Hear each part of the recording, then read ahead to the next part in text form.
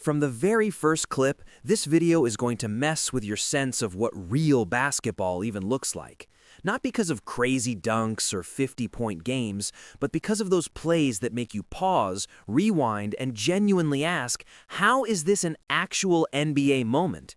J.R. Smith dribbling away from the basket in a tied finals game like the Cavs are up 10. Nick Young turning around to flex on the crowd for a three that rims out behind his back.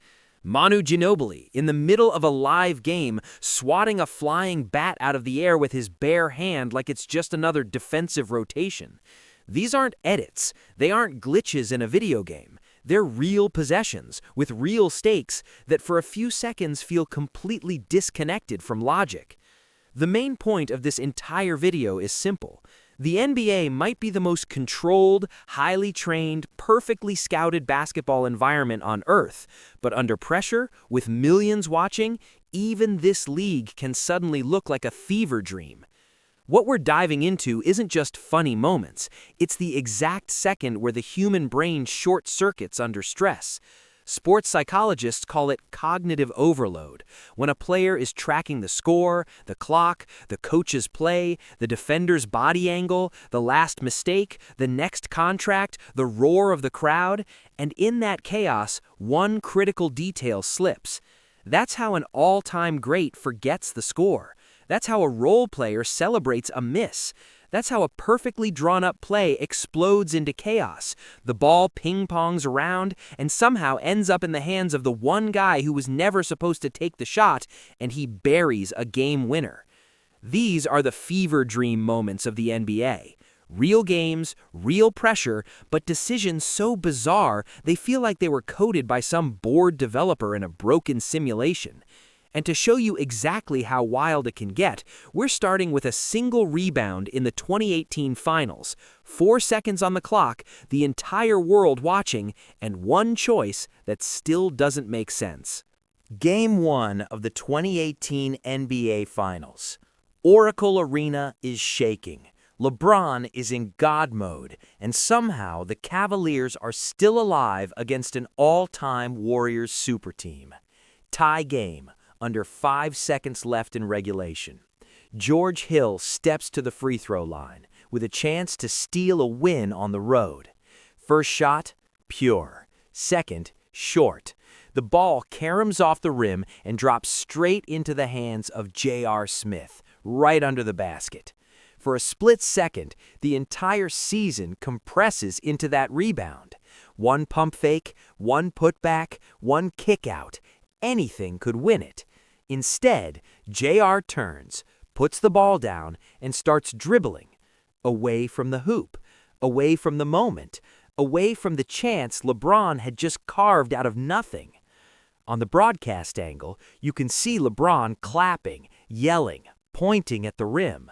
You can see the clock leaking down to 0 while J.R. casually backs out to the perimeter, like he's running clock on a lead that doesn't exist. What happens in that moment is one of the purest examples of a finals-level brain glitch we've ever seen. After the game, J.R. insists he thought the Cavs were ahead, that in his internal scoreboard they weren't tied, they were protecting a 1-point lead. That's cognitive overload in real time. A veteran guard in the loudest building in the league trying to track the foul situation, the matchup, the free throw miss, and losing the single most important variable, the actual score. When the buzzer sounds, he half turns to pass, too late, and the possession dissolves into nothing. The cameras immediately cut to LeBron's face in the huddle, arms out, eyes wide, a look that's not just anger, but disbelief, like he's watching a championship opportunity melt in front of him in slow motion. Overtime comes, the Warriors reset, and the series tilts in a way it never tilts back. One rebound, one decision, and one of the most talented players in the world briefly looks like he has no idea what game he's in. That's what a true NBA fever dream looks like. If J.R.'s moment was a brain freeze under maximum pressure, Nick Young's is the opposite. Pure confidence detonating in real time. Regular season Lakers game, nothing like the stakes of the finals, but the clip is burned into NBA culture. Swaggy P comes off the screen, gets the ball, and rises into a three with all the rhythm and swagger you'd expect from a born gunner. The release is clean, the form is perfect, the crowd is already half expecting the net to snap. And before the ball even reaches the rim, Nick turns around, spreads his arms, and starts celebrating like he just buried a dagger. For a second, it looks iconic. The body language, the confidence, the showmanship. Then the camera angle widens, and behind him, unnoticed, the ball clangs off the rim and bounces out. The bench reacts, the crowd laughs, and Nick is stuck in the ultimate no-way-out situation, celebrating a shot that literally never went in. Psychologically, this is what overconfidence looks like in highlight form. Nick Young has hit that exact shot thousands of times in empty gyms and packed arenas, enough that his brain starts treating the release as the result. Once the ball leaves his fingertips, the script in his head is already finished. Swish, crowd noise, walk-off pose. The problem is, reality doesn't always follow the internal highlight reel. When you slow it down, you can almost see the delay as he realizes what happened, the tiny shift in his face when he glances back and understands the ball betrayed him. It's hilarious, but it's also revealing. NBA players don't just play the game that's happening in front of them, they're constantly fighting the game playing inside their own heads. In that battle, Swaggy P lost to his own imagination and turned a normal missed three into one of the most legendary fever dream moments the league has ever produced. There are defenders who contest your jumper. And then there's Lance Stephenson, a man who decided the best way to get into LeBron James' head was to literally invade his personal space. Eastern Conference Finals, Pacers versus Heat, national TV, everything on the line. The camera finds LeBron at the free throw line during a stoppage, trying to lock in. Then, slowly, Lance leans in.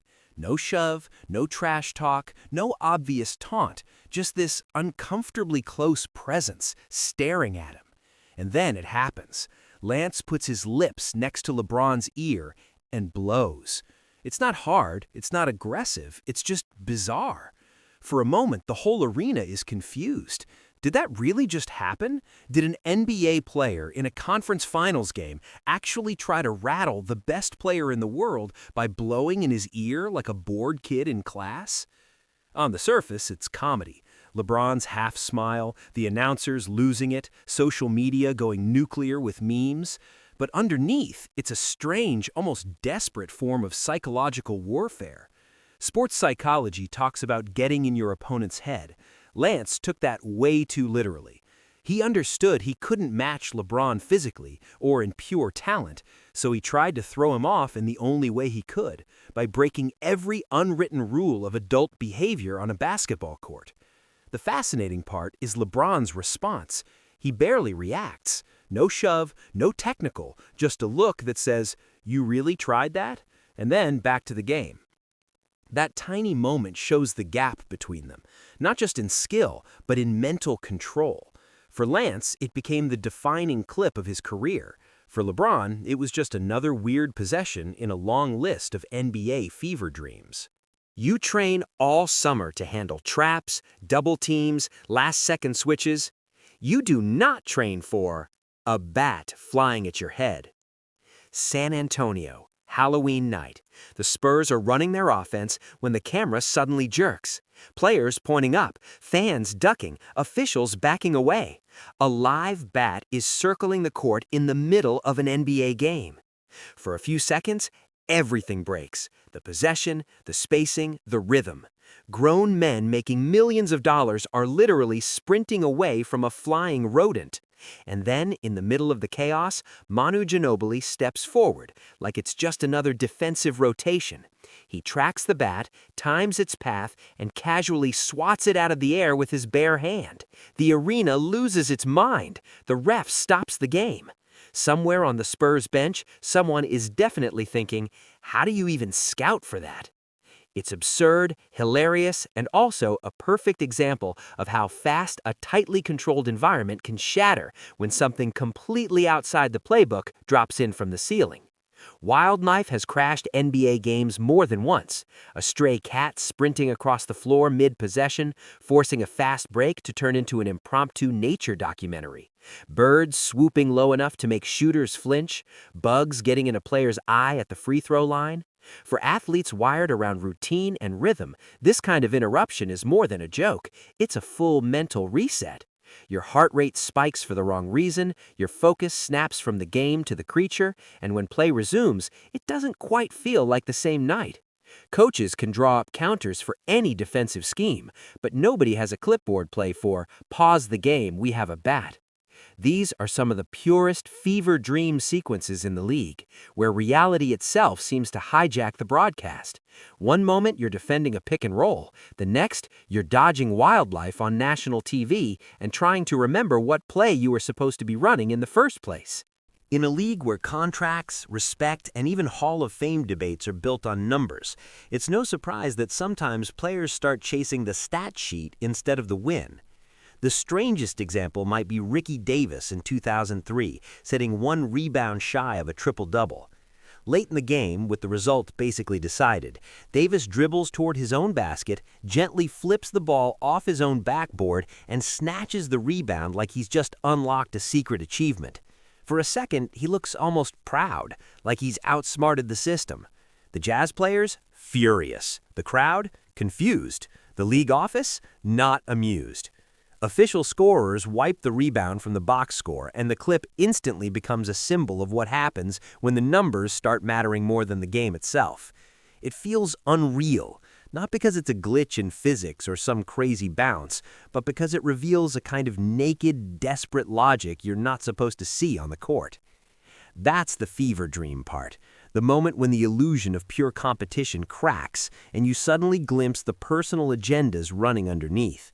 The same thing happens in a different way when a player accidentally tips the ball into his own hoop while fighting for a rebound, and then has to stand there as the PA announcer credits the basket to an opponent.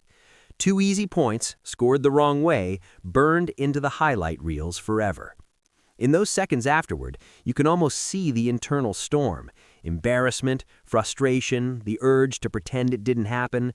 The psychology is brutal. Fans forget a quiet 18-8 line, but they never forget the guy who scored on himself or tried to steal a triple-double off his own backboard.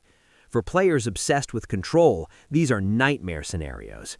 For everyone watching, they're unforgettable glimpses of how thin the line is between chasing greatness and becoming a punchline. Every shooter in the NBA lives on a quiet agreement with physics. You put in the work, you trust your mechanics, you respect the angles, and gravity does the rest. But every so often, the rim decides to improvise. Think about Kawhi Leonard in Game 7 against the Sixers in 2019. Tie game, clock nearly dead, Eastern Conference Finals on the line. Kawhi fades to the corner, launches over Joel Embiid, and for a split second it looks long. Then it hits the front rim, then the side, then the back, then again. 4 distinct bounces, each one stretching time out a little further, each one tightening the entire arena's chest a little more. The camera finds Kawhi crouched down, staring, his teammates frozen, Embiid helplessly watching. That ball doesn't just drop through the net, it chooses a side. It's the kind of bounce that makes you question whether this is still just a game or some strange test of collective belief. On the flip side, there are the moments where the ball refuses to cooperate at all. Simple free throws that wedge perfectly between the rim and the backboard and just stay there, like the game itself is buffering. These wedgies are rare enough that the crowd reacts with this weird mix of laughter and disbelief every time they happen. Nothing dramatic has occurred, no one blew a rotation or missed a wide-open dunk, but the entire flow of the game is suddenly on hold because the ball found a spot that technically shouldn't exist.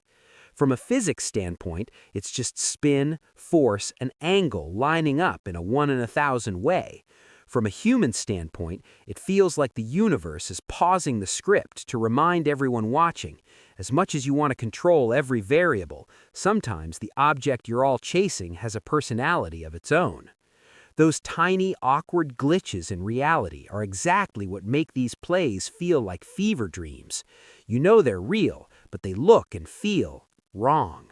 When you zoom out from all these clips, the JR brain freeze, the swaggy P celebration, the bat swat, the wrong basket stat chase, the impossible bounces and insane buzzer beaters, you start to see the same pattern repeating. The NBA is marketed as this flawless machine, perfect bodies, perfect systems, perfect preparation. But the moments we remember most are the cracks in that machine. They're the split seconds where pressure, fatigue, ego, fear, and chaos all collide. And for once, you see the human being under the jersey instead of just the highlight. That's why these plays feel like fever dreams. They don't match how the game is supposed to look, but they perfectly match how the human brain actually behaves when it's shoved past its limits. What if the moments we laugh at and meme the hardest are actually the ones that tell us the most truth about what it feels like to be out there, exposed, overloaded, and one decision away from either greatness or disaster? If this video made the NBA feel a little weirder, a little more human, and a lot more unpredictable, don't let it just fade into the scroll. Tap like if any of these plays are burned into your memory. Drop a comment with your favorite "This cannot be real" NBA moment, or one we didn't include yet, and tell us how you see the psychology behind it. And if you want more stories that go deeper than the box score, more breakdowns of the chaos hiding inside the highlights, make sure you subscribe and turn on notifications so you don't miss the next trip into the NBA's stranger side.